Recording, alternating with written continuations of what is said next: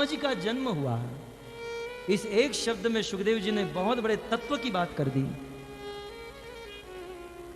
हमारे मन में ऐसी शंका होती है कि नंद बाबा के घर पर जो बालक था वो नंद का नहीं, वो वसुदेव जी का पुत्र था, लेकिन ऐसा नहीं है।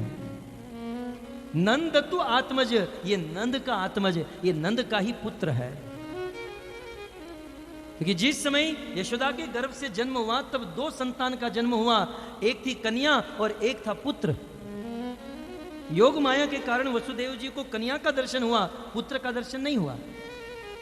इसलिए अपने पुत्र को रख दिए, कन्या को लेकर चले गए और यशोदा के पास दो पुत्र हो गए। और जैसे ही दो पुत्र वहां पर थे, वो दोनों पुत्र जॉइंट एक हो गए। अब ये दो पुत्र कौन है? देवकी के हृदय गर्भ से जिस बालक का जन्म हुआ वो थे भगवान विष्णु, जिनकी प्रतिज्ञा है संभवामी युगे युगे, मैं प्रत्येक युग में इस पृथ्वी के ऊपर प्रकट होता हूं, दुष्ट का विनाश करता हूं, धर्म की स्थापना करता हूं, साधु संतों को आनंद देता हूं। तो भक्तों, उस समय युगा अवतार का समय हो चुका था। प्रत्येक युग में जो भगवान आते हैं उस युगा अवतार का समय था, भगवान विष्णु को आना था। तो भगवान विष्णु कंस के कारागार में देवकी के गर्भ से जन्म लिए और साथ ही साथ ब्रह्मा जी के एक दिन में एक बार, ब्रह्मा जी का एक दिन कितना है? यदि बुद्धि में फिट हो तो अच्छा है। कलयुग, त्रेता, कलयुग, द्वापर युग, त्रेता युग और सतयुग, ये चारों युग, चतुर्युग 71 बार बीतते हैं तब एक मनवंतर की अवधि समाप्त होती है। ऐसे 14 मनवंतर बीतते हैं तब ब्रह्मा जी का एक दिन समाप्त होता है। और ब्रह्मा जी के एक दिन में एक बार साक्षात भगवान कृष्ण इस पृथ्वी पर आते हैं। और उस एक दिन में भी कब आते हैं? बोले 14 मनवंतर के 7वें मनवंतर के 28वें चतुर्युग के द्वापर युग में साक्षात भगवान इस पृथ्वी पर आते हैं। तो 71 चतुर्युग में 71 चतुर्युग इंटू 14, आप लोग कैलकुलेशन कर लीजिएगा, 71 इंटू 14 जितना भी फिगर है उतने चतुर्युग में एक बार कृष्ण इस पृथ्वी पर आते हैं। तो उस भगवान साक्षात बजेंद्र नंदन श्याम सुंदर गोलोक विहारी सर्वोपरि सर्व अवतारी कृष्ण का आने का समय हुआ और युगा अवतार भगवान विष्णु का भी आने का समय हो चुका। दोनों एक साथ इस धराधाम पर आए। भगवान विष्णु लैंडिंग हुए मथुरा में और कृष्ण लैंडिंग हुए गोकुल में। और उस विष्णु तत्व को वसुदेव जी मथुरा से गोकुल लेकर आए और जब दोनों भगवान आपस में हुए तब दोनों मिल गए। अब आप कहोगे प्रमाण, ग्रंथ के अनुसार यदि प्रमाण चाहते हो तो भागवत और आनंद वृंदा जीव गोस्वामी के द्वारा लिखा गया है गोपाल चंपू में, और कवि कर्णपुर के द्वारा लिखा गया आनंद वृंदावन चंपू में। और भागवत की लीला के अनुसार भी यदि आपको प्रमाण चाहिए तो आगे चलकर कंस ने अक्रूर जी को भेजा था कृष्ण बलराम को गोकुल से मथुरा लाने के लिए। तो जब अक्रूर जी गोकुल में आए, कृष्ण बलराम को अपने रथ पर बिठाकर मथुरा लेकर जा रहे थे। उस समय संध्या का समय हुआ, गायत्री करना था। अक्रूर जी यमुना में स्नान करने गए। कृष्ण ने कहा हम भी स्नान करेंगे। अक्रूर जी और कृष्ण दोनों यमुना में स्नान करने गए। यमुना में स्नान कर रहे हैं। अक्रूर जी ने कहा कि मुझे गायत्री करना है, मैं बाहर जाकर गायत्री करता हूँ, आप स्नान करो। अक्रूर जी यमुना से जैसे ही बाहर निकले तो कृष्ण को रथ के ऊपर बैठा हुआ देखा। अक्रूर जी ने सोचा कृष्ण को तो मैंने यमुना में छोड़कर आया। अक्रूर जी फिर से यमुना के अंदर गए, देखा तो कृष्ण यमुना में स्नान कर रहे हैं। बाहर आकर देखा तो रथ पर भी बैठे हैं। अंदर देखा यमुना में भी है, रथ पर भी है। अक्रूर जी ने सोचा कि माथा खराब हो गया है, कुछ समझ में नहीं आ रहा है, भूल गए। लेकिन सत्य बात यह है कि जो दो कृष्ण जन्म के समय एक हो गए थे, विष्णु और कृष्ण, जब अक्रूर जी लेने के लिए आए तो जो मथुरा से विष्णु तत्व आए थे वे अक्रूर जी के साथ मथुरा चले गए और वृंदावन के कृष्ण वृंदावन में ही रह गए। और इसीलिए तो शास्त्र का यह सिद्धांत साबित हुआ ना। कौन सा सिद्धांत? वृंदावनम परित्यज्यम पादमेकम न गच्छति। वृंदावन को छोड़कर भगवान एक कदम भी बाहर नहीं जाते। और जूनागढ़ के नरसिंह मेहता ने भी कह दिया ना, हे मारो वन रावण छे रोडो वैकुंठ नहीं रे आओ। मारो वन रावण छे रोडो वैकुंठ नहीं रे आओ। हे मारो रोडो छे वन रावण वैकुंठ नहीं रे आओ। है मारो रोडो छे वृंदावन वैकुंठ नहीं रे आओ। ए नहीं आऊं हो नंद जी ना लाल रे, वैकुंठ नहीं रे आऊं। मारो वन रावण छे रूड़ो, वैकुंठ नहीं रे आऊं। इन भागवत गीता के सार को नरसिंह मेहता ने एक छोटे से भजन में सरलता के रूप में रख दिया। मारू वनरा वन छे रोड़ू, वैकुंठ नहीं आऊं। उस वृंदावन के कृष्ण की यह प्रतिज्ञा है कि वृंदावन छोड़कर मैं कहीं नहीं जाऊंगा, मथुरा भी नहीं जाऊंगा, द्वारका भी नहीं जाऊंगा, वैकुंठ भी नहीं जाऊंगा, क्योंकि मुझे तो वृंदावन ही अच्छा लगता है। बेसी मेरे उमारे डग डग जो, बेसी मेरे उमारे डग डग जो, बेसी मेरे उमार डग डग जो, बेसी मेरे उमारे डग डग जो। ए नहीं खाऊं ने नहीं मार के, नंद जी ना लाल रे, वैकुंठ नहीं रे आऊं। मारो वन रावण छे रूड़ो, वैकुंठ नहीं रे आऊं। मारू रूडू छे वन रावण, वैकुंठ नहीं रे आऊं। मारो रूड़ो छे रावण, वैकुंठ नहीं रे आऊं। हरे कृष्णा कृष्णा कृष्णा हरे हरे, हरे राम राम राम हरे हरे। हरे कृष्णा कृष्णा कृष्णा हरे हरे, हरे राम प्रेम से गाइए। हरे हरे, हरे कृष्णा कृष्णा कृष्णा हरे हरे, हरे राम राम राम हरे हरे। हरे कृष्णा हरि नाम संकीर्तन की जय। हरे हरे, हरे राम राम राम हरे हरे। हरे कृष्णा कृष्णा कृष्णा हरे हरे, हरे राम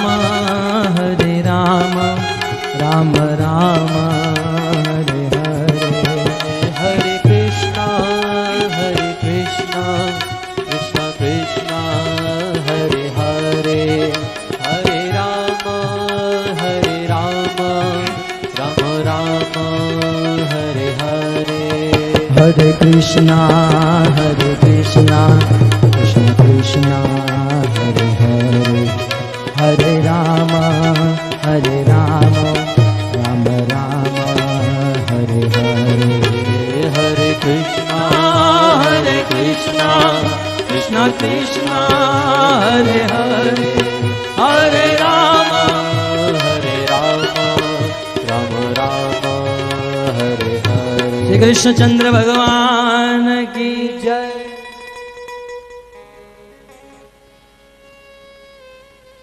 इस प्रकार सुखदेव जी कहते हैं, नंद तू आत्मज उत्पन्न है। नंद बाबा ने देखा कि घर पर बहुत सुंदर बालक का जन्म हुआ है, और यह अद्भुत बालक विष्णु तत्व कृष्ण तत्व दोनों एक साथ जुड़ गए थे। शास्त्र का सिद्धांत है, भगवान श्री कृष्ण का एकमात्र स्वभाव है प्रेम करना। प्रेम करने के अलावा कृष्ण और कुछ जानते ही नहीं है। आज तक प्रेम के अलावा कृष्ण कुछ नहीं किए, कभी किसी को नहीं मारे, एक थप्पड़ भी नहीं मारे किसी को। ऐसा शास्त्र में सिद्धांत है। तो मन में प्रश्न होता है, तो अगासुर बकासुर तृणावर्त को किसने मारा? कृष्ण ने नहीं मारा, वो जो मथुरा से आए थे ना विष्णु, उन्होंने मारा है। कृष्ण तो मात्र प्रेम जानते हैं, इसमें स्वभाव है प्रेम करना, प्रेम के भूखे हैं। और शास्त्र में भी लिखा है, जो कृष्ण नंद बाबा के घर पर थे ना, वो हम सब के पास है, सब जगह पर है। हरि व्यापक सर्वत्र समाना, वो सभी जगह पर है। लेकिन उस हरि को यदि प्रकट करना है, शिव जी कहते हैं प्रेम से प्रकट होई में जाना। उस हरि को यदि प्रकट करना है तो प्रेम करना होगा। प्रेमांजन चुरित भक्ति विलोचनेन संत सदैव हृदयेषु विलोकयन्ति। बड़े बड़े संत महात्मा गण अपनी आंखों में प्रेम का अंजन लगाकर रात दिन भगवान को देखते रहते हैं। जो लोग भगवान से प्रेम नहीं करते हैं और भगवान को देख नहीं पाते हैं, वो प्रश्न उठाते हैं कि भगवान है?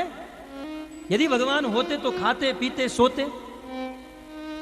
तब आचार्यों ने कहा ना, कौन कहते हैं, ये सब गाते रहेंगे तो समय नहीं रहेगा।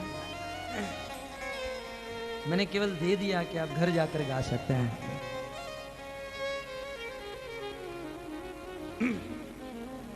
कौन कहते हैं भगवान खाते नहीं हैं? शबरी की तरह प्रेम से खिलाकर तो देखिए। कौन कहते हैं भगवान सोते नहीं? यशोदा की तरह एक बार लोरी सुनाकर सुलाकर तो देखिए। कौन कहते हैं भगवान नाचते नहीं? गोपियों की तरह नचाकर तो देखिए। भगवान नाचते हैं, खाते हैं, सोते हैं, सब कुछ करते हैं, लेकिन यह कराने के लिए उनसे प्रेम करना होगा, प्रेम करना होगा। कुछ लोग सोचते हैं कि बस भगवान ऐसे ही मिल जाए हैं? कई बार कुछ संसार के कुछ अबूझ जीव कहते हैं कि यदि भगवान है तो दिखाओ। ऐसे कैसे भगवान को देख पाएंगे? हम कहते हैं देखो, भगवान को देखने के लिए प्रेम भक्ति करना होगा। बोले भगवान हमको दिखाई नहीं दे रहे हैं, इसलिए हम भगवान को नहीं मानते हैं। तुमको तो हवा भी नहीं दिखाई दे रही है, तो क्या हवा नहीं है?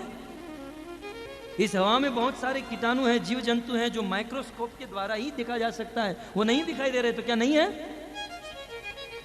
इस संसार में बहुत कुछ वस्तु ऐसी हैं जो होते हुए भी नहीं दिखाई देती है। तो जब संसार की भौतिक वस्तु होते हुए नहीं दिखाई देती है, तो अचिंत्य आध्यात्मिक तत्व भगवान कैसे दिखाई देंगे? उस भगवान को देखने के लिए कुछ करना होगा, कुछ परिश्रम, कुछ मेहनत करनी होगी। भागवत के 8वें स्कंद के 6वें अध्याय में ब्रह्मा जी कहते हैं, यथाग्नि मेधस्य वृत्तम च गोषु भूयन नंबु उद्यमने च वृत्तिम यथा मनुष्य अभियंति हित्वा गुणेषु भक्त्या कवयो वदंती। जैसे लकड़े में अग्नि है, अग्नि को बाहर से नहीं लाना पड़ता, लकड़े में अग्नि है, लेकिन उस अग्नि को प्रकट करने के लिए कुछ करना पड़ता है। जैसे गाय में दूध है, लेकिन उस दूध को निकालने के लिए कुछ मेहनत करना होगा।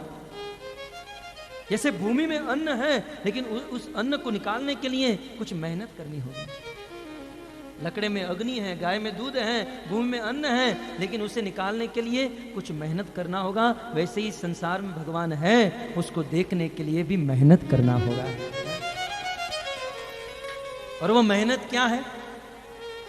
सबसे पहली मेहनत है सत्संग में जाकर बैठना, जो आप लोगों ने आज की है। नहीं तो कुछ लोग कहते हैं कि ये कथा तो हमारे घर से बहुत दूर है, हम कैसे आएंगे? थिएटर कितना भी दूर हो तो गाड़ी लेकर चले जाते हैं, होटल कितनी भी दूर है तो दूर नहीं लगती है, लेकिन सत्संग दूर होता है, बहुत दूर है। बस केवल बहाना, एक्सक्यूज ढूंढ रहे हैं, बहाना ढूंढ रहे हैं। क्या ये दूर है? हमारे सौराष्ट्र के राजा रघुगण यही सत्संग प्राप्त करने के लिए सौराष्ट्र से गंगा सागर गए। महाराज परीक्षित दिल्ली से हस्तिनापुर को छोड़कर हरिद्वार गए इसी सत्संग के लिए, अपना सब कुछ छोड़कर। और वही सत्संग प्रभुपाद जी की कृपा से हमारे अपने सूरत में बहुत दूर है, वो आघूस है। आघो तो तू जो भगवान थे। और हम तो कहते हैं जितना सत्संग दूर है उतना अच्छा है, सिद्धांत के अनुसार। शास्त्र में भारत के संतों ने कहा, संत मिलन को चालिए तजी मान अभिमान, एक एक पग आगे धरे कोटिन यज्ञ समान। संत मिलन को चालिए तजी मान अभिमान। ये जो मन का अभिमान है ना, उसको त्याग कर चश्मा और टोपी को उतार कर एक दास बनकर सत्संग में जब जाते हैं ना, तो क्या फल मिलता है? कहते हैं अद्भुत अचिंत्य फल मिलता है।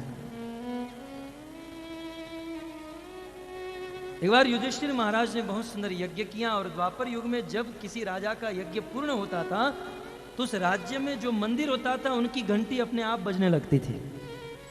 यह सत्य का प्रमाण हुआ करता था। तो महाराज युधिष्ठिर ने यज्ञ किया, लेकिन वह घंटी नहीं बजी। परेशान हो गए, कृष्ण के पास गए, प्रभु यज्ञ तो किया, अनेकों साधु संत आए, भोजन कराया, सब कुछ हुआ, लेकिन घंटी नहीं बज रही है। भगवान ने कहा देखो युधिष्ठिर, कोई भूखा रह गया होगा। युधिष्ठिर ढूंढने निकले, यमुना के तट पर एक साधु भूखा बैठा था। युधिष्ठिर महाराज ने कहा प्रभु आप आइए, आपके कारण मेरा यज्ञ अधूरा है, आप आइए भोजन कीजिए। साधु ने कहा मैं नहीं आऊंगा। कुछ लोग बहुत भाव खाऊ होते हैं, मैं नहीं आऊंगा। युधिष्ठिर ने कहा महाराज आइए, मेरा यज्ञ अधूरा है। मैंने कहा ना नहीं आऊंगा। बोले महाराज तो बताइए आप आने के लिए, आने का क्या लोगे? बोले यदि 100 यज्ञ का फल मुझे देते हो तब मैं तुम्हारे साथ आऊंगा। युधिष्ठिर महाराज ने कहा जीवन में पहला यज्ञ करने जा रहा हूं और वो भी आपकी कृपा से अधूरा है, तो 100 यज्ञ का फल मैं कहां से लाऊं, आपको कहां से दूं? बोले तो मैं नहीं आऊंगा। निराश होकर युधिष्ठिर वापस लौट गए, बड़े चिंतित थे। देवी द्रौपदी ने कहा पतिदेव कोई चिंता है? बोले हाँ देखो ना वो साधु नहीं आ रहा है। बोले प्रभु मैं जाऊं आपकी आज्ञा हो तो? बोले मेरे से नहीं माना तुमसे कैसे मानेगा? कभी कभी जो काम पुरुष नहीं कर पाते हैं स्त्री कर देती है। बोले मुझे एक चांस दीजिए। देवी द्रौपदी गई उस साधु के पास, कहा महाराज आप हमारे घर पर आइए, वहां पर बहुत सुंदर यज्ञ है। साधु ने कहा मैंने तेरे पति को कहा था 100 यज्ञ का फल दोगे तब मैं आऊंगा। द्रौपदी ने कहा मंजूर है, मैं आपको 100 यज्ञ का फल देती हूं, आप चलो मेरे साथ।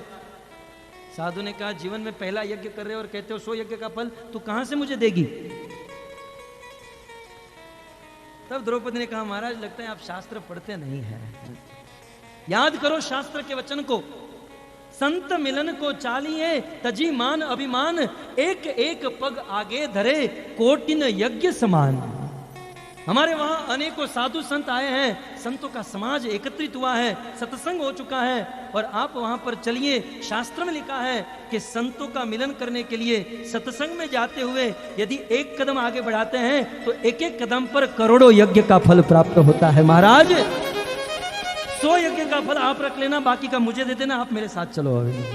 साधु तुरंत खड़ा हुआ, चलने लगा, भोजन किया, घंटी बज गई। लेकिन हमारे दिमाग की घंटी नहीं बजी है।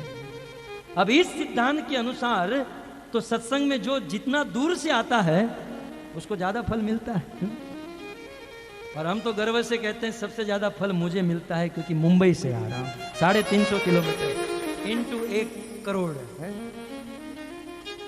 तो कल से ये बहाना मत कीजिएगा दूर है, आगूस है सत्संग। तो भगवान जैसे नंद बाबा के घर पर प्रकट हुए, हमारे घर पर भी प्रकट हो सकते हैं। नंद बाबा के घर पर भगवान प्रकट हुए, क्या किया? नंद तु आत्मज उत्पन्ने जाता लाज महामना।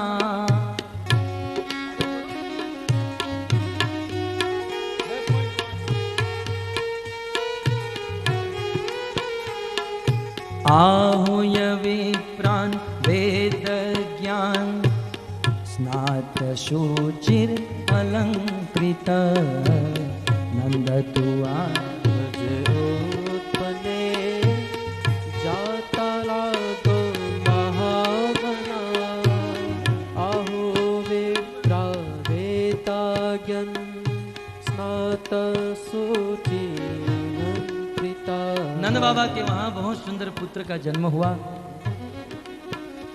और नंद बाबा प्रसन्न हो गए क्योंकि बहुत लंबी उम्र के बाद उनके घर पर एक लाला का जन्म हुआ। तुरंत सबसे पहले नंद बाबा ने स्नान किया, अपने ब्रज के समस्त ब्राह्मणों को बुलाया। आहुय विप्रान, विप्र माने ब्राह्मण। कैसे ब्राह्मण को? ये तंबाकू खैनी खाने वाले ब्राह्मणों को नहीं। आहुय विप्रान वेदज्ञ, वेद में पारंगत, वेद को जानने वाले मानने वाले शुद्ध ब्राह्मणों को नंद बाबा ने बुलाया। ब्राह्मण गण आए, स्वस्ति वाचन कराया और उस समय नंद बाबा ने 60,000 गाय का दान किया। घर पर पुत्र का जन्म हुआ है। हमारे घर पर जब पुत्र का जन्म होता है तो होटल में जाकर मात्र केक ही नहीं काटना चाहिए, नंद बाबा की तरह ब्राह्मणों को दान करना चाहिए। ब्राह्मणों को भोजन कराया, स्वस्ति वाचन कराया, गायों का दान किया। तिल का पर्वत, तिल पर्वत माने 6 फुट तक तिल डाला गया और ऐसे अनेकों पर्वतों का दान किया। और नंद बाबा के घर पर बहुत दिनों के बाद पुत्र का जन्म हुआ है। यह बात ब्रजवासियों को पता चलते ही समस्त ब्रजवासी बहुत सुंदर सुंदर वस्त्र अलंकार आभूषण धारण करके अपने अपने हाथों में उपहार लेकर नंद बाबा के घर पर आने लगे। नंद बाबा ने सबका स्वागत किया। आज नंद बाबा के घर पर एक उत्सव मच गया, सबको भोजन कराया और भोजन करने के बाद भगवान का पुत्र का जन्म हुआ है। सारे ब्रजवासी गण खेलने लगे। किससे खेलने लगे? सुखदेव गोस्वामी कहते हैं, नंद तु आत्मज उत्पन्ने जातालात महामना। आत्मज उत्पन्ने जातालाद महामना। आहुय विप्रान वेदज्ञ स्नात शोचिर अलंकृत। आहुर्विप्रान वेदज्ञान स्नातक शोचिर अलंकृत। नंद बाबा प्रसन्न हो गए। सुखदेव जी कहते हैं महामना, नंद बाबा का मन महान हो गया, विशाल मन हो गया।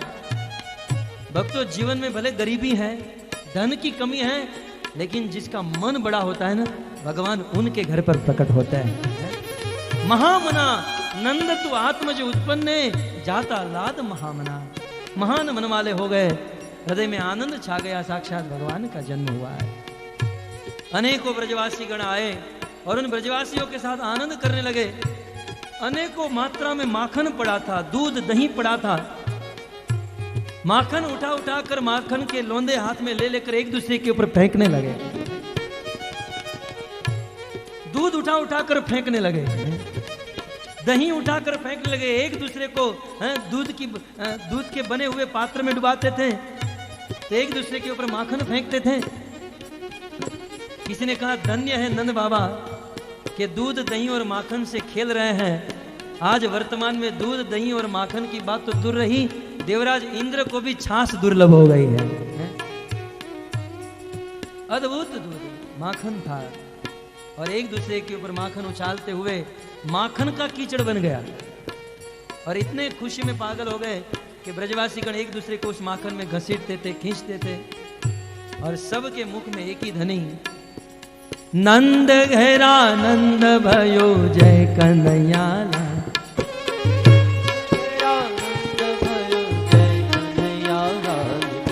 जय कन्हैया लाल की, जय कन्हैया लाल की, जय कन्हैया लाल की, जय कन्हैया लाल की, जय कन्हैया लाल की हो, जय कन्हैया लाल की, जय कन्हैया लाल की, जय कन्हैया लाल की। हाथी दीना घोड़ा दिया और दिया पालकी। हाथी दीना घोड़ा दीना और दीना पालकी। नंद हेरानंद भयो, जय कन्हैया लाल की, नंद हेरानंद भयो, जय कन्हैया लाल की। नंद हेरानंद भयो जय कन्हैया लाल की। नंद है आनंद भयो जय कन्हैया लाल की। नंद हेरानंद भयो जय कन्हैया लाल की। नंद है आनंद भयो जय कन्हैया लाल की। तो इस प्रकार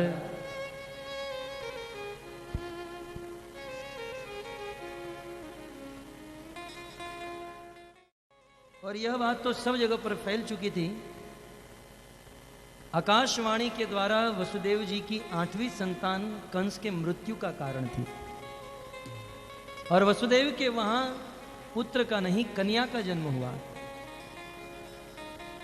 इसलिए कंस कुछ ना कुछ तो अत्याचार अवश्य करेगा। नंद बाबा ने सोचा कि इस मथुरा मंडल का राजा कंस है और कंस के अनुचर गोकुल में कर वसूल करने के लिए आए, उनके पहले ही हमको वहां जाकर कर टैक्स दे देना चाहिए, क्योंकि यदि कंस के अनुचर आ गए तो पता चलेगा यहां बालक का जन्म हुआ है। और कंस तो पापमती है, दुर्मति है, दुर्बुद्धि है, तो इस बालक के ऊपर प्रहार करेगा। इसलिए सुखदेव गोस्वामी कहता है, गोपान गोकुल रक्षायाम निरूप्य मथुराम गत नंद कंसस्य वार्षिक्यम करम दातुम कुरुद्वः। गोपान गोकुल रक्षायाम निरूप्यम मथुराम गतः। गोपों की रक्षा करने के लिए, गोकुल की रक्षा करने के लिए नंद बाबा मथुराम गतः, मथुरा गए। देखिए सुखदेव गोस्वामी भी मथुरा जाना नहीं चाहते हैं, ये तो ऐसा कहते हैं मथुरा में आए। सुखदेव जी अपने आप को गोकुल में बिठा कर रखे हैं और कहते हैं नंद बाबा मथुरा चले गए, गतः। सुखदेव जी भी गोकुल में रहना पसंद कर रहे हैं क्योंकि कृष्ण का जन्म हो चुका है। भक्तों, सुखदेव जी ने कहा जिस दिन से गोकुल में कृष्ण का जन्म हुआ ना, उस दिन से यह अनंत लक्ष्मी जो है गोकुल में अपने समस्त ऐश्वर्यों को लेकर प्रकट हो गई। उस दिन गोकुल का चित्र ही बदल गया। अब वह गोकुल गोकुल नहीं, एक आनंद का गांव बन गया। तो उस गोकुल की रक्षा करने के लिए नंद बाबा मथुराम गतः। क्यों मथुरा गए? नंद कंस वार्षिक्यम, वार्षिक एन्युअल टैक्स देना होता था, वार्षिक कर। तो अपने गांव के अनेकों गोपों को बैलगाड़ी में दूध दही माखन के मटके भरकर नंद बाबा गोकुल से मथुरा गए। सीधे कंस के दरबार में वो सारा दूध दही माखन कंस को दे दिया। और नंद बाबा के मन में इच्छा हुई कि वसुदेव को मिलकर जाऊंगा मैं। और वहां वसुदेव जी ने सोचा कि नंद बाबा गोकुल से मथुरा आए हैं तो मुझे मिले बिना जाएंगे नहीं। मित्र थे नंद और वसुदेव। और कंस के अनुचर मेरे आजू बाजू में घूम रहे हैं। कंस ने अपनी सेना को तैनात करके रखा है कि वसुदेव से कौन कौन मिलने आ रहा है, जरा ये नोट करो, क्योंकि वसुदेव को जो मिलने आ रहा होगा उसी के घर पर ये 8वां बालक होगा। तो वसुदेव जी ने सोचा कि यदि नए के लिए आएंगे तो कंस के अनुचरों को पता चल जाएगा, तो नंद बाबा मेरे घर पर आए, उनके पहले मैं ही नंद बाबा के पास चला जाऊं।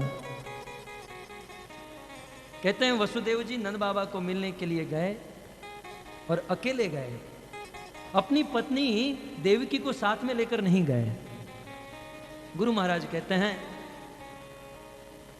वसुदेव जी ने सोचा कि ये स्त्रियों के पेट में कोई बात टिकती नहीं है। यदि द्रौपदी ने कह दिया कि देखो नंद बाबा आपके घर पर जो लड़का है ना वो आपका नहीं, वो हमारा है, तो अनर्थ हो जाए। जानते हो ना, जब पितरों का तर्पण करने के लिए गए, सबका तर्पण किया, तब कुंती ने युधिष्ठिर को बुलाया, बेटा तुम कर्ण के लिए भी जल तर्पण करो। युधिष्ठिर महाराज ने कहा कर्ण के लिए क्यों, क्या लगता है कर्ण हमारा? तब कुंती ने अपना भेद खोला, बेटा कर्ण तुम्हारा बड़ा भाई था। युधिष्ठिर महाराज के शोक का पारावार नहीं रहा। बोले मां यदि पहले बताया होता तो मैं कभी युद्ध ना करता, मैंने मेरे भाई को ही मार डाला। मां इतनी बड़ी बात तेरे पेट में आज तक कैसे टिकी?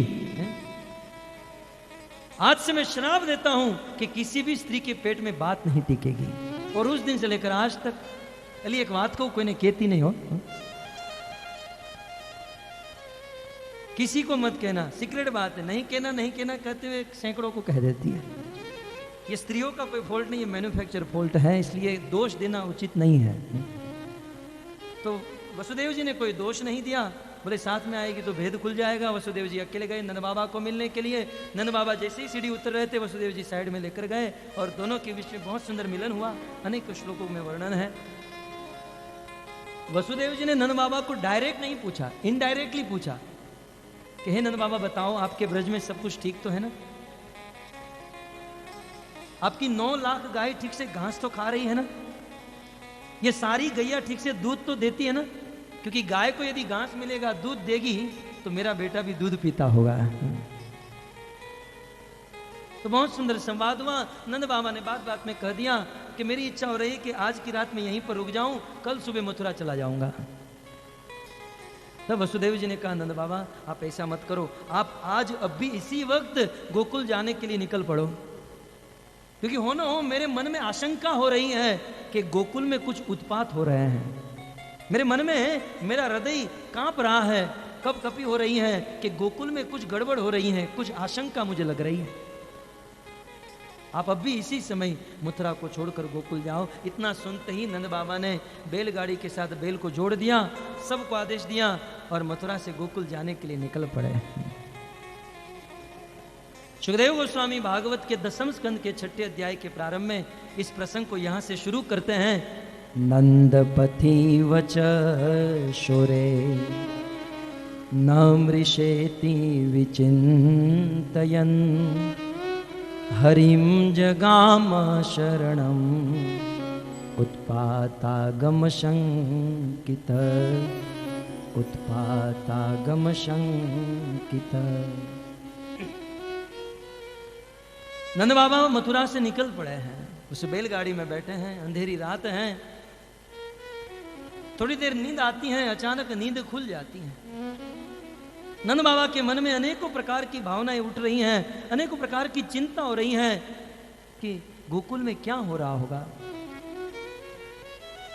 वसुदेव वचन न मृषेति, वसुदेव के वचन कभी मिथ्या नहीं हो सकते, क्योंकि देवताओं की आकाशवाणी हुई थी, ये बालक कभी झूठ नहीं बोलेगा। इसलिए वसुदेव जी ने कहा कि उत्पात हो रहा है तो उत्पात तो हो रहा होगा। नंद बाबा के मन में आशंका हुई। जीव गोस्वामी कहते हैं कि मात्र आशंका हुई है, यदि कंफर्म हो गया होता ना तो नंद बाबा के प्राण कब के छूट गए होते। ये तो आशंका है, इसलिए प्राण टिके हुए हैं कि कुछ हुआ होगा या नहीं हुआ होगा। तो नंद बाबा के मन में बड़ी चिंता हुई। ये चिंता नंद बाबा को नहीं, संसार के सभी जीव को है। सभी जीवों के मन में चिंता है। संसार दावानले दिया निशी हिया जले, ये संसार रूपी दावानल में ये चिंता सबको जला रही है।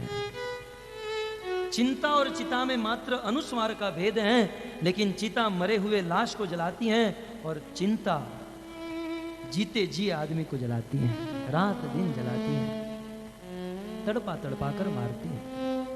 वर्तमान में जितने भी रोग होते हैं ना, हो रहे हैं ना, ये सब चिंता के रोग हैं। ये डायबिटीज हो जाना, हार्ट अटैक आ जाना, ब्लड प्रेशर हाई लो हो जाना, ये सब चिंता के रोग हैं। तो दिन भर दिन संसार के मनुष्य की चिंता बढ़ रही है।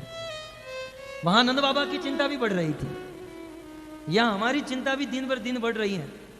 लेकिन जब नंद बाबा के जीवन में चिंता हुई, तब नंद बाबा ने क्या किया, वह चीज हमें भी करना चाहिए। शास्त्र तो इसी के लिए है ना कि इन सब भक्तों का आचरण करना चाहिए हमें। तो नंद बाबा के मन में जब चिंता हुई, तब सुखदेव गोस्वामी कहते हैं, हरिम जगाम शरणम उत्पातागम शंकित। नंद बाबा ने और कुछ नहीं किया, हरि की शरण ग्रहण कर लिए, अर्थात मन ही मन भगवान विष्णु को स्मरण किए, भगवान विष्णु को प्रार्थना किए कि हे प्रभु, हे हरे, मम गृहे कचित उत्पातो न भवेद, और यदि भवेत तर्हि त्वम एवं अस्माकं रक्षकम इति ही। हरि, मेरे घर पर कोई उत्पात मत होने देना, और यदि उत्पात हो रहा हो तो आप उसकी रक्षा कर लेना। संसार के मनुष्य के पास भगवान को प्रार्थना के अलावा देने के लिए कुछ नहीं है। भगवान को यदि देना है तो प्रार्थना देनी चाहिए कि आप हमारी रक्षा कीजिए। भगवान को प्रार्थना किए और दूसरी ओर गोकुल में चलिए। क्या हुआ था गोकुल में? वसुदेव जी के वचन मिथ्या नहीं थे भक्तों, गोकुल में उत्पात हो रहा था। क्या था उत्पात? कंसेन प्रहिता घोरा पूतना बाल घातिनी शिशुम चचार निगनंती पूर ग्राम ब्रजादिशु। नन बाबा के गोकुल में पूतना नाम की राक्षसी आ चुकी थी। किसने भेजा था? कंसेन प्रहिता, कंस के द्वारा भेजी गई थी। कब भेजा था? जब आपने सुना 15-20 मिनट पहले कि जब कंस के हाथ से वह कन्या उड़ गई, तब कंस अपने मंत्री मंडल को बुलाया, मीटिंग किया। कंस ने अपनी चिंता व्यक्त की। मंत्रियों ने कहा, महाराज आप डरिए मत, आप बहुत बड़े पराक्रमी हैं और हमारे पास प्लान है कि आपके काल का जन्म अभी अभी 5-10-15 दिन पहले हुआ होगा। महाराज आजू बाजू में जितने भी गांव हैं इस ब्रज 84 कोष में, वहां पर हम हमारे अनुचरों को भेजते हैं। 15-20 दिन में जितने भी बालकों का जन्म हुआ है उन सबको मरवा देते हैं। उन्हीं में कोई एक आपका काल होगा और वह भी मर जाएगा। कंस को अपने मंत्री की बात बहुत अच्छी लगी। कंस ने अपने अनुचरों को जब आदेश दिया, उसी समय ये पूतना राक्षसी आई और कहा, महाराज आपके अनुचर यदि इन गांव में जाएंगे सबको पता चल जाएगा और अपने अपने बच्चों को लेकर शहरों में भाग जाएंगे, इसलिए आप अपने अनुचरों को मत भेजिए। मैं वेश बदलना जानती हूं और मेरा तो स्वभाव है बालकों को मारना खाना है, तो मैं वेश बदल कर जाऊंगी और उस पूरे ग्राम उस गोकुल इत्यादि में जाकर बालकों को मार डालूंगी। कंस ने आदेश दिया, पूतना तुम जाओ और सारे बालकों को मार डालो। तो कंसेन प्रहिता, कंस ने भेजा था किसको? पूतना। पूतना का अर्थ पूतान अपि नयति इति पूतना। पू माने पुरुष, जो पुरुषों को भी मार डाले उसे पूतना कहते हैं। तो बालक, बेचारे छोटे बालक का क्या अस्तित्व है? और दूसरा अर्थ है पवित्रान अपि नयति इति पूतना। पवित्र व्यक्ति को भी जो मार दे उसे पूतना कहते हैं। तो कंसेन प्रहिता घोरा, उसका स्वभाव कैसा था? घोर स्वभाव वाली थी, हृदय में दया नहीं थी। पूतना बाल घातिनी, उसका पेशा क्या था? इंट्रोडक्शन दे रहे हैं। उसका बिजनेस था बाल घातिनी, बालकों को मारना और उस बालकों का खून पी जाना, बालकों के मांस को खा जाना। शिशुम चचार निगनंती, छोटे छोटे बालकों को ढूंढते ढूंढते पूर्व ग्राम व्रज आदिशु, पूर्व ग्राम और व्रज में घूमने लगी और घूमते घूमते वह पूतना गोकुल में पहुंच गई। जैसे ही पूतना गोकुल में पहुंच गई, यह बात महाराज परीक्षित ने सुनी। तुरंत महाराज परीक्षित कांप गए। महाराज परीक्षित मन में सोचने लगी कि पूतना गोकुल में आ गई है, तब तो वो कृष्ण को मार डालेगी। क्योंकि महाराज परीक्षित सुखदेव गोस्वामी के मुख से इस प्रकार से कथा सुन रहे थे मानो उस कथा के अंदर प्रवेश कर चुके थे। हमारी तरह नहीं, शरीर यहाँ पर है और मन घर पर छोड़कर आया है। और कुछ लोग तो बैठे बैठे सोचते हैं कब ये बंद करेगा। कतारगाम जाना है, वराछा जाना है, न जाने कहाँ कहाँ जाना है। परीक्षित महाराज कथा में प्रवेश हो जाते थे, पूर्ण प्रवेश था उनका, मानो वो लीला में खड़े हैं। और लीला में इतने आविष्ट हो गए कि पूतना गोकुल में पहुंच गई। तब तो अनर्थ हो गया, परीक्षित कांप गए। और उस समय सुखदेव गोस्वामी ने परीक्षित महाराज के भाव को देखकर उनकी चिंता को दूर करने के लिए 1 मिनट के लिए कथा को रोक दिया और शास्त्र का सिद्धांत कह दिया। परीक्षित, चिंता करने की कोई बात नहीं है। न यत्र श्रवणादीनि रक्षो ज्ञानी स्वकर्मसु कुर्वन्ति सात्वतां भर्तु यातु धान्यश्च सर्वदा। इस संसार में ये आसुरी शक्ति का प्रभाव, ये भूत प्रेत और माया का प्रभाव उन्हीं लोगों के ऊपर होता है जो भगवान कृष्ण की कथा नहीं सुनते हैं और भगवान का नाम नहीं लेते हैं। अर्थात जो लोग भगवान का नाम लेते हैं, कृष्ण कथा सुनते हैं, ये भूत प्रेत, ये माया, ये आत्मा, ये सब उनके अंदर प्रवेश नहीं कर सकता है। तो बताओ, जिस भगवान का नाम लेने से, कथा सुनने से आसुरी शक्ति का प्रभाव नहीं हो सकता, तो साक्षात भगवान जहां पर है तो ये पूतना उनका क्या बिगाड़ सकती है? चिंता मत करो परीक्षित, आप कथा सुनो। कथा को आगे बढ़ाते हैं। सा खेचरी कदोपेत्य पूतनानंद गोकुलम योषित्वा माययात्मानम प्राविशत कामचारिणी। स खेचरी, वह पूतना का गुण उपलक्षण बताते हुए कहते हैं कि वह खेचरी, ख माने आकाश, चर माने विचरण करना, पूतना आकाश में उड़कर आई। श्रील प्रभुपाद जी श्लोक के तात्पर्य में लिखते हैं कि बड़े बड़े राक्षस और असुर भी आकाश में उड़ सकते हैं, पानी पर चल सकते हैं, यह कोई बड़ी बात नहीं है। इस दुनिया में कुछ लोग थोड़े से चमत्कार दिखा देते हैं, लोग उसे भगवान मानने लगते हैं, लेकिन ये चमत्कार तो राक्षस भी करते हैं, और सत्य कहूं तो राक्षस ही करते हैं। क्योंकि जो भक्त और भगवान हैं वो अपने प्रभाव को छिपाते हैं, स्वभाव को दिखाते हैं, लेकिन ये राक्षस, ये असुर अपने स्वभाव को छिपाते हैं और प्रभाव को दिखाते हैं, लोगों को अपने वश में करने के लिए, लोगों के धन को लूटने के लिए। इसलिए ऐसे पाखंडियों के ऊपर विश्वास नहीं करना चाहिए। पूतना आकाश के मार्ग से उड़कर आई गोकुल में, गोकुल में लैंड किया, और देवी नहीं, राक्षसी पूतना एक बहुत सुंदर गोपी का रूप धारण कर ली। अब पूतना ने कैसा रूप धारण किया, महाराज परीक्षित ने पूछा। सुखदेव जी ने 3 श्लोक में बताया। अब वो श्लोक बताऊंगा, उसकी व्याख्या करूंगा, बहुत समय निकलेगा।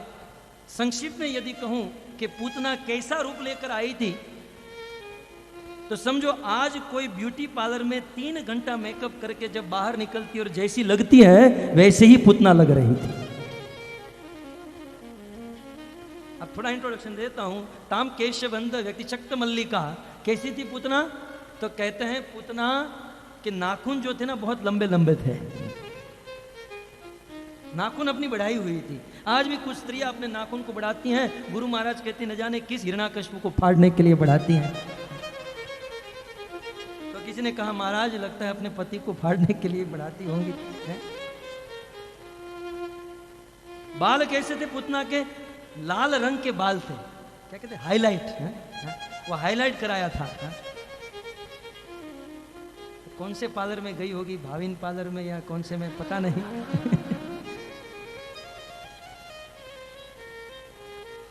भाविन लोग कहेंगे मेरी ग्राहकी तोड़ रहे हैं प्रभु।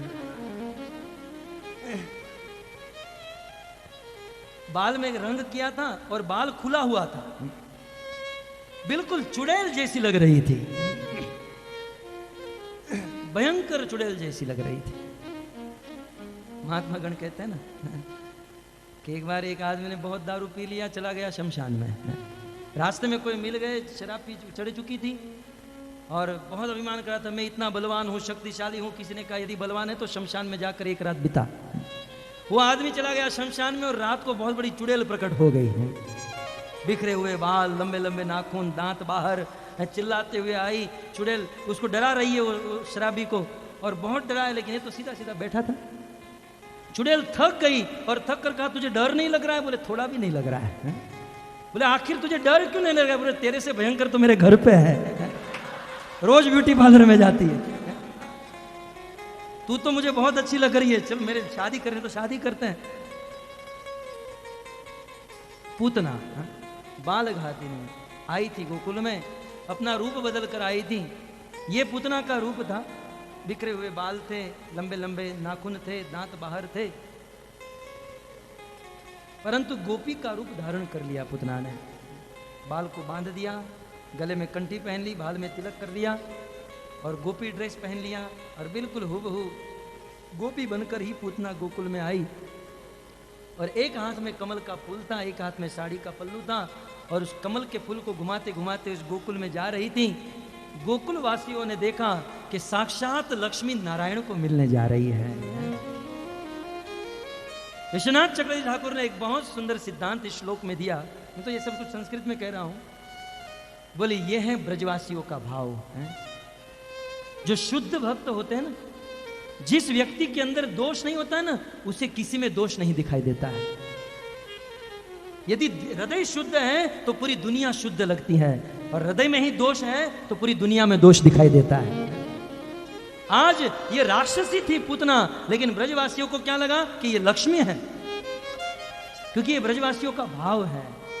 जो शुद्ध भक्त होता है वह सबको महान समझता है, और जिसके दिमाग में कचराई भरा हुआ है तो दूसरों में दोष देखता रहता है। इसमें ये दोष है, दोष किसमें नहीं है। हमें किसी भी व्यक्ति के गुण को देखने का प्रयास करना चाहिए, लेकिन जब भी कोई आदमी सामने आता है तो दोष पहले दिखाई देता है, और उस दोष को सुनने में, बोलने में इतना आनंद लेते हैं, इतना आनंद लेते हैं।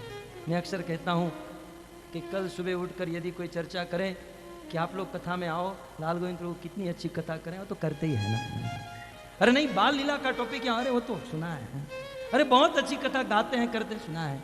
लेकिन यदि ऐसी बात छिड़े, जानती हो लाल गोविंद प्रभु पानी पूरी की लारी पर खड़े खड़े पानी पूरी खा रहे थे। अच्छा है? और क्या कर रहे थे, और क्या कर रहे थे बताओ, कान 10 बन जाएंगे। किसी का गुण सुनने के लिए कान बंद हो जाएंगे, और किसी के दोष सुनने के लिए कान 10 गुना ज्यादा बढ़ जाएंगे। और क्या कर रहे थे? ये जीव का बिगड़ा हुआ स्वभाव है, दूसरों में मात्र दोष देखना। लेकिन ब्रजवासी शुद्ध भक्त हैं, और शुद्ध भक्त का भाव है कभी भी किसी में दोष नहीं देखते। पूतना को लक्ष्मी समझे, और पूतना सीधे नंद बाबा यशोदा के घर पर चली गई, और वहां पर यशोदा और रोहिणी कृष्ण को पालने में जुला रही थी। पूतना ने प्रवेश किया, यशोदा रोहिणी ने पूतना को देखा, बहुत सुंदर इसका रूप था। पूतना ने कहा मैं आपके बच्चे को खिला सकती हूँ। यशोदा रोहिणी तो अपने आप को धन्य समझे कि हम तो धन्य हो गई, इतनी सुंदर स्त्री हमारे बच्चे को खिलाएगी। यशोदा रोहिणी अपना गृह काम करने के लिए रसोई घर में चली गई, और पूतना धीरे धीरे कृष्ण के पास आने लगी। कृष्ण ने देखा कि अरे ये राक्षसी पूतना आ रही है। पूतना को देखकर कृष्ण ने ताम उन्मिलित नेत्रम, कृष्ण ने अपनी आंखों को बंद कर लिया। कृष्ण ने अपने नेत्र बंद कर लिए। कृष्ण ने नेत्र बंद किए, इसके 24 कारण आचार्यों ने दिए हैं, और आज मेरा पूरा मूड था कि ये सारे कारण बताऊंगा, लेकिन मात्र 15 मिनट हमारे पास है, इसलिए केवल 2-3 कारण बताकर आगे बढ़ते हैं।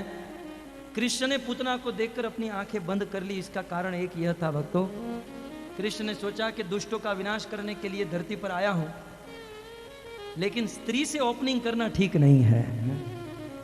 ये आ रही है तो मारना तो पड़ेगा, लेकिन स्त्री से ओपनिंग, अब त्रेता युग में गया तो वहां पर भी ताड़का को पहले मारना पड़ा, अब हर बार स्त्री को मारना ठीक नहीं है। इसलिए कृष्ण ने सोचा आंखें बंद कर लूंगा तो ये वापस चली जाएगी। यह सोचकर कृष्ण ने अपनी आंखें बंद कर ली, लेकिन पूतना वापस नहीं गई। कृष्ण ने क्यों आंख बंद की, इसका दूसरा कारण बताते हुए कहते हैं, कृष्ण ने देख लिया कि पूतना अपने स्तन पर कालकुट विष लगाकर आई है, मुझे पिलाने के लिए, मुझे मारने के लिए। भगवान ने सोचा कि ये मेरा काम तो दूध दही और माखन खाने का है, ये विष पीने का काम तो शिव जी का है। आंखें बंद करके कृष्ण शिव जी का ध्यान करने लगे, भोलेनाथ आपके लायक भोजन आया है और आपके सिवा कोई खा नहीं सकता है, कृपया करके आप पधारिए और इसको खाइए। और वास्तव में उस विष को शिव जी ने ही धारण किया। जैसा सुखदेव जी ने कहा, रुषा एव, रुषा माने शिव। तो किसी आचार्य ने कहा कृष्ण ने अपनी आंखें बंद क्यों कर ली पूतना को देखकर? कृष्ण ने सोचा कि ये पूतना मुझे बाहर का भोजन खिलाने के लिए आ रही है, और माता अपने छोटे छोटे बालकों को कहती है कि देखो बेटा बाहर का मत खाना, रोग हो जाएगा। तो ये पूतना मुझे बाहर का विष खिलाने के लिए आ रही है, तो रोग तो होगा, निश्चित आगे चलकर रोग होगा, और रोग कितना भी बड़ा हो, यदि दवाई से ठीक नहीं होता है तो रामदेव बाबा के योग से ठीक हो ही जाता है। कृष्ण ने सोचा कि आगे चलकर रोग हो उससे अच्छा है अभी से थोड़ा सा योग कर लूं। तो कपालभाति भस्ती का अनुलोम विलोम करने के लिए शिव जी भगवान कृष्ण ने पहले अपनी आंखें बंद कर ली और थोड़ा सा योगा करने लगे। ऐसा आचार्यों ने बहुत सुंदर सुंदर भाव दिया है। जो भी हो, पूतना जो थी कृष्ण के पास आई, और कृष्ण के पास आकर पूतना कृष्ण को वैसे ही समझ नहीं पाई जैसे गांव में किसी चूल्हे में भोजन पकाते हुए उस भोजन पक जाने के बाद किसी अंगारे के ऊपर राख जम जाती है, लगता है अंगारा शांत हो गया, लेकिन जब हाथ में उठाते तो पता चलता है तो गरम गरम अंगारा है। राख से ढके हुए अंगारे के समान पूतना कृष्ण को समझ नहीं पाई। पूतना को लगा कि ये छोटा सा बालक है, लेकिन ये बालक नहीं, ये पूतना के काल का भी काल है, ये साक्षात विकराल है। पूतना धीरे धीरे आगे आई और उस पालने के पास पहुंच गई, और पूतना ने कृष्ण को अपने हाथ में उठाया। जाना नहीं चाहते थे, लेकिन जबरदस्ती पूतना ने कृष्ण को उठा लिया, जैसे कोई अंगारे को उठा लेता है, जैसे पूतना ने कृष्ण को उठा लिया। सुखदेव जी कहते हैं जैसे सांप को रस्सी समझकर कोई हाथ में उठा लेता है, वैसे अपने काल को साधारण बालक समझकर पूतना ने कृष्ण को अपने हाथ में उठाया और कृष्ण को अपने हाथ में उठाकर पूतना अपने स्तन का दूध पिलाने लगी। अब भगवान ने सोचा कि मैंने तो गीता में कहा है पत्रम पुष्पम फलम तोयम, मैंने तो मात्र पानी मांगा था, फल मांगा था, पत्ता मांगा था, ये तो बेचारी दूध पिलाने के लिए आई है, चलो आई है तो इसकी भी इच्छा पूर्ण करते हैं। उस समय भगवान कृष्ण पूतना का दूध पीने लगे, पूतना का दूध पीने लगे, लेकिन दूध के साथ साथ कृष्ण पूतना का प्राण भी पीने लगे। श्रीपाद वल्लभाचार्य ने कहा सुबोधिनी में कि भगवान श्री कृष्ण ने पूतना के स्तन का प्राण क्या पिया, पूतना अनेकों बालकों के प्राण को पी चुकी थी, मार चुकी थी, और ये सारे बालकों के प्राण पूतना के अंदर थे। भगवान ने उस स्तन के माध्यम से पूतना के अंदर जितने बालकों के प्राण थे वो सारे प्राण भगवान ने अपने अंदर ले लिए और सभी बालकों को सायुज्य मुक्ति दे दी। तो इस प्रकार धीरे धीरे पूतना कृष्ण को अपने स्तन का पान कराने लगी। कृष्ण ने अपने दोनों हाथ से पूतना के स्तन को पकड़ा और पूतना का दूध पीने के बाद अब कृष्ण पूतना का प्राण पीने लगे, और जैसे ही प्राण पीने लगे पूतना चिल्लाने लगी, सा मुंच मुंच मुंच इति प्रभाषिणी निष्पीड्य माना खिल जीव मरमणि। अरे कृष्ण मुझे छोड़, मुझे छोड़, मुझे बहुत कष्ट हो रहा है। लेकिन ध्यान रखिए भक्तों, हमारे भगवान कृष्ण एक तो आसानी से किसी के हाथ में आते नहीं है, रुला मारते हैं, बहुत मेहनत कराते हैं, रोज सुबह मंगला आरती, 16 माला, एकादशी, निर्जला, बहुत प्रयास कराते हैं। ये कृष्ण एक तो आसानी से किसी के हाथ में आते नहीं हैं, और यदि किसी के हाथ में आ गए तो फिर छोड़ने का नाम नहीं लेते हैं। पूतना चिल्ला रही है, अरे छोड़ छोड़ छोड़, और भगवान श्री कृष्ण पूतना के स्तन से पूतना का प्राण पी रहे। कर सर पर सधर यमर कर अनुसार कर पर घर धर मैल कर, अरे हर सुर यवर यपर यतियन कर, नटवर मन हर भैरवा, अरे मन हर मटक लटक तट निकट मुकट शिर सवर्ण में गण रण पट भरण भरण पद घूंगर, रंग भर सुंदर श्याम मेरा जी रंग भर सुंदर, श्याम मेरा जी रंग भर सुंदर, श्याम। भगवान श्री कृष्ण पूतना का दूध पिए, पूतना का प्राण पीने लगे। पूतना ने सोचा ये कृष्ण मर जाएगा, लेकिन कृष्ण जैसे ही प्राण पीने लगे पूतना का शरीर फटने लगा, पूतना के प्रत्येक अंग में पीड़ा होने लगी। पूतना अपना यह बनावटी शरीर धारण नहीं कर पाई, धीरे धीरे वह राक्षसी का शरीर प्रकट होने लगा। वह पूतना कृष्ण को लेकर उस घर से बाहर निकल गई। कृष्ण को हाथ में लेकर पूतना दौड़ने लगी और बार बार कह रही है छोड़ छोड़ छोड़। ताऊ दमक दमक दाह तोर दाव डम कत बह कत मोर बलाल गिरा, तब पियु पियु शबल पुकार चादर पियु को घेरा, तब गड़ गड़ नव हो गड़ा कर घड़ गिरिवर शिखर बजे, गण पट भरण गरण पद गूंगर, रंग भर सुंदर श्याम मेरे जी रंग भर सुंदर, श्याम मेरे जी रंग भर सुंदर, श्याम में। पूतना बार बार कृष्ण को छुड़ाना चाहती है, छोड़ छोड़ मुंच मुंच, परंतु कृष्ण पूतना को छोड़ नहीं रहे हैं। कृष्ण पूतना के प्राण पीते गए, पूतना दौड़ने लगी और दौड़ते दौड़ते पूतना कंस के बगीचे में पहुंच गई। और उस समय भगवान कृष्ण ने अपना अंतिम प्रहार किया, जैसे आकाश से कोई पर्वत गिरे वैसे ही पूतना धरती के ऊपर गिर गई। कृष्णचंद्र भगवान की।